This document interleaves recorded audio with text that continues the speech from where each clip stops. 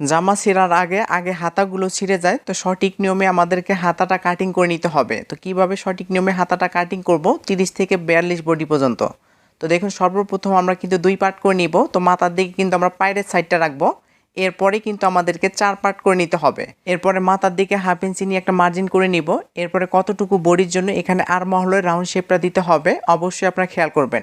এখান থেকে 30 থেকে 31 বডি হলে 3 ইঞ্চি নেবেন। এরপরে এখানে 33-34 হলে 3.5 ইঞ্চি নেবেন। এরপরে 35-36 হলে 4 ইঞ্চি নেবেন। এরপরে 37-38 হলে 4.5 ইঞ্চি। এরপরে 41-42 হলে 5 ইঞ্চি। তো 36-37 বডি হলে এখানে কিন্তু 4 ইঞ্চি নিয়ে মার্জিন করে নিব। আর এখান থেকে কতটুকু আসে আপনাদেরকে দেখিয়ে দিচ্ছি, 9 ইঞ্চি পরিমাণ। এভাবে সঠিক মাপটা আপনারা নেবেন। তো আপনাদের বডির মাপ অনুযায়ী আপনারা কিন্তু এই মাপগুলো নিয়ে নেবেন। এরপরে 41-42 হলে আপনার সর্বশেষেরটা 5 ইঞ্চি নিয়ে নেবেন, তাহলে হবে 10 ইঞ্চি পরিমাণ।